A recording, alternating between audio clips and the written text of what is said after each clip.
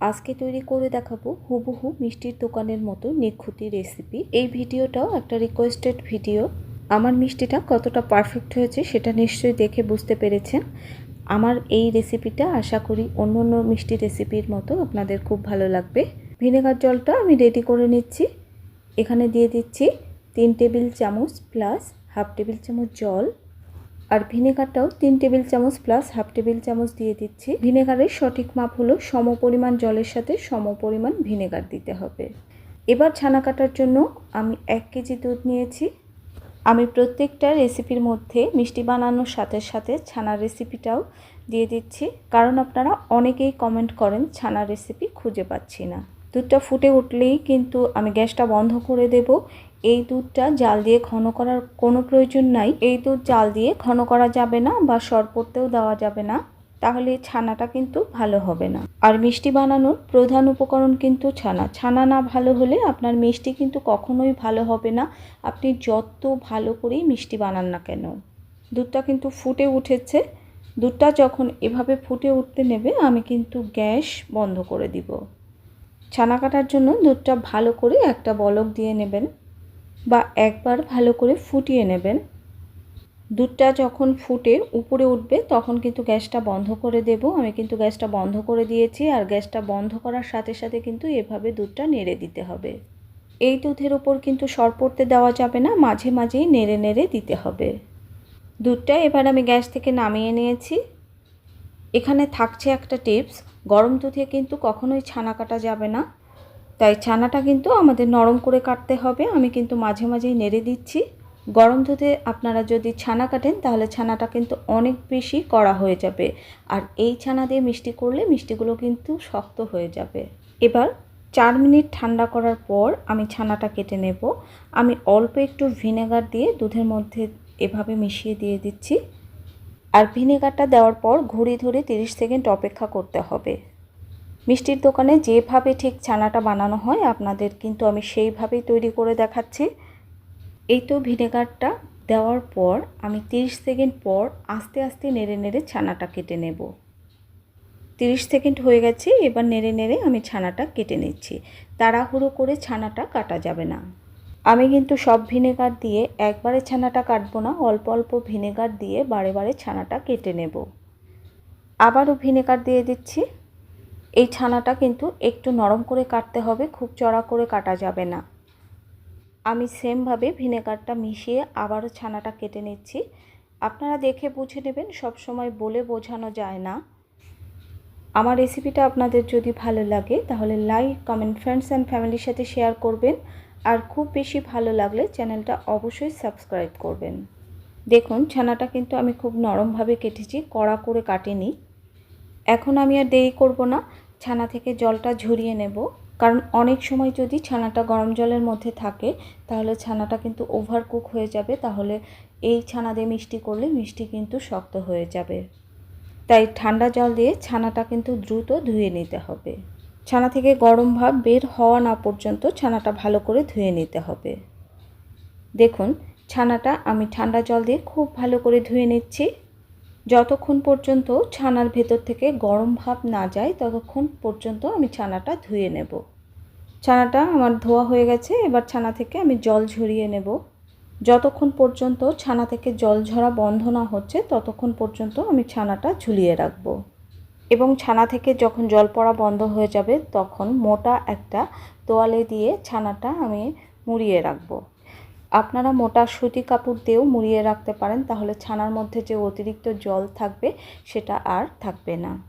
সুতি কাপড় দিয়ে মুড়িয়ে 4 থেকে 5 ঘন্টা রেখে দিতে হবে, তারপরে ছানাটা মিষ্টি বানানোর জন্য উপযোগী হয়ে যাবে।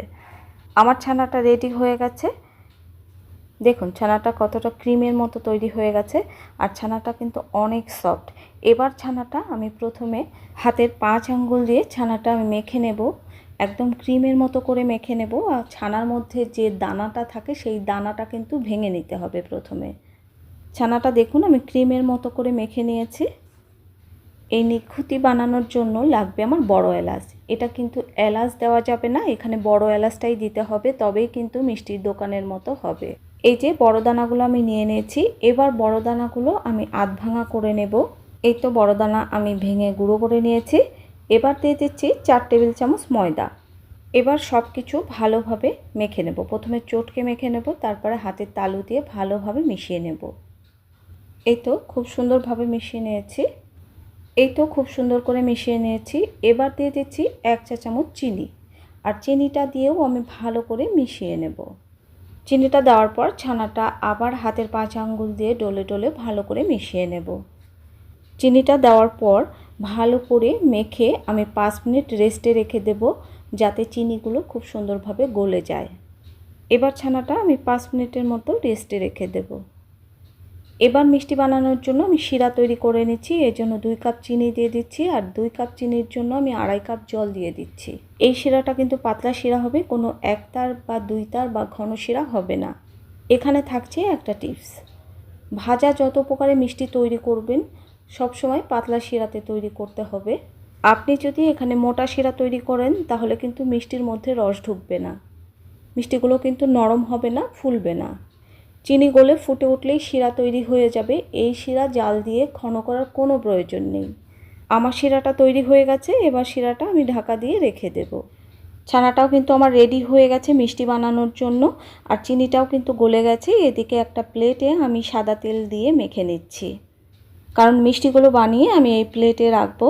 আর তেল দিয়ে মিষ্টিগুলো রাখলে মিষ্টিগুলো ভাজার সময় যখন আপনারা তেলের মধ্যে মিষ্টিগুলো ছাড়বেন তখন খুব সহজেই কিন্তু মিষ্টিগুলো তেলের মধ্যে পড়ে যাবে। মিষ্টির দোকানেও যখন মিষ্টিগুলো বানানো হয় তখন ট্রের উপর এরকম তেল মেখেই মিষ্টির বলগুলো কিন্তু রাখা হয়। এবার সামান্য একটু সাদা তেল দিয়ে দিচ্ছি। আপনারা এখানে তেলের বদলে বাটার অথবা ডালডাও দিতে পারেন, ঘিও দিতে পারেন। এবার দিয়ে দিচ্ছি বেকিং সোডা। আমি 1 চিমটি বেকিং সোডা নিয়ে নিচ্ছি, কিন্তু 1 চিমটি বেকিং সোডা দিলে বেশি হয়ে যাবে, তাই আমি 1 চিমটির অর্ধেক দিয়ে দেব। আমি বেকিং সোডা অর্ধেক করে নিয়েছি, অর্ধেক দিয়ে দিচ্ছি, আর অর্ধেক পরিমাণ আমি রেখে দিচ্ছি। এবার বেকিং সোডাটা তেলের মধ্যে খুব ভালো করে মিশিয়ে নিতে হবে। আপনারা চাইলে জল দিয়েও কিন্তু মিশিয়ে নিতে পারেন। এভাবে মিশিয়ে নেওয়ার কারণটা হলো বেকিং সোডা ছানার মধ্যে খুব ভালোভাবে মিশিয়ে যাবে, কোথাও বেশি কোথাও কম হবে না। যদি বেকিং সোডা কোথাও বেশি কোথাও কম হয় তাহলে কিন্তু মিষ্টিগুলো সেখান থেকে ভেঙে যেতে পারে। ছানার মধ্যে আমি খুব ভালোভাবে মিশিয়ে নিচ্ছি। আমি ছানার মধ্যে একটু সময় ধরে ভালো করে মিশিয়ে নিয়েছি। এবার ছানা থেকে ছোট ছোট লেচি কেটে নেব। এভাবে ছোট ছোট লেচি কেটে নিলে মিষ্টিগুলো ছোট বড় হবে না, মিষ্টিগুলো সমান হবে। তাহলে আপনাদের মিষ্টিগুলো তেলে ভাজতেও সুবিধা হবে। যদি ছোট বড় হয় তাহলে ছোট মিষ্টিটা আগে ভাজা হয়ে যাবে, বড় মিষ্টিটা কিন্তু অনেক পরে ভাজা হবে। সবগুলো লেচি আমি কেটে নিয়েছি। এবার নিখুঁতি মিষ্টির শেপ দিয়ে নেব। প্রথমে আমি হাতের 2 তালু দিয়ে গোল করে নেব, তারপরে আমি লম্বা করে শেপ দিয়ে নেব। এই তো একটা নিখুঁতি মিষ্টির শেপ দিয়ে নিয়েছি। এভাবে আমি সবগুলো মিষ্টি বানিয়ে নেব। সবগুলো মিষ্টি বানানো হয়ে গেছে। মিষ্টিগুলো ভাজার জন্য আমি তেল দিয়ে দিয়েছি। মিষ্টিগুলো আমি ডুবো তেলে ভেজে নেব।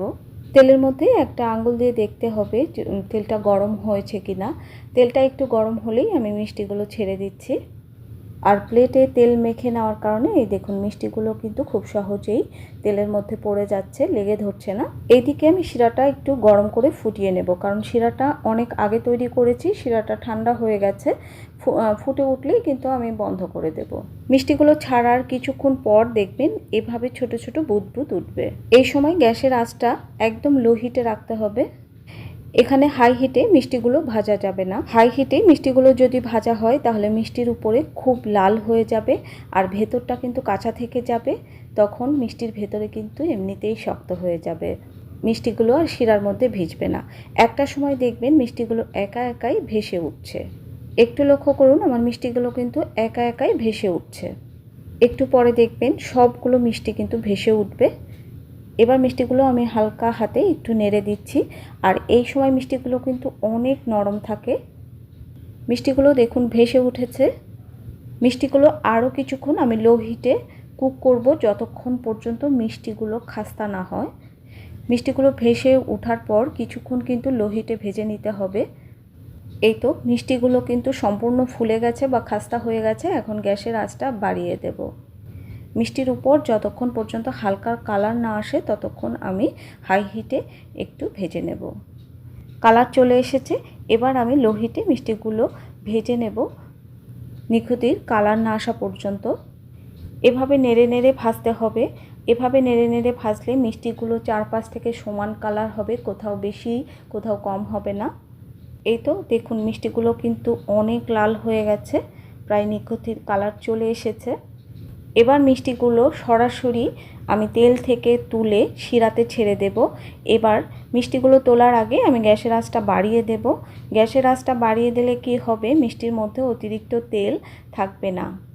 যদি লো হিটে রাখেন মিষ্টির মধ্যে অতিরিক্ত তেল থাকবে, তখন মিষ্টিগুলো খেতে ভালো লাগবে না।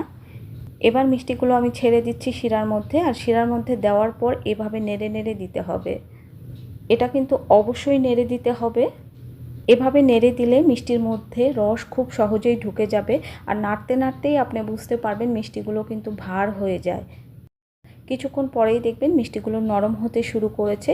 এই মিষ্টিগুলো আর জাল দেওয়ার দরকার নেই, ঢাকা দিয়ে রেখে দিতে হবে সারা রাত।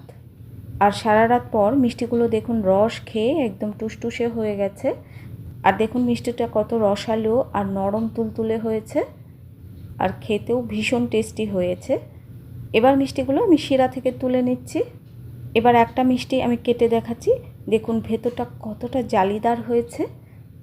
মিষ্টিগুলো খাওয়ার জন্য তৈরি হয়ে গেছে। সবাই সুস্থ থাকুন, ভালো থাকুন, টাটা।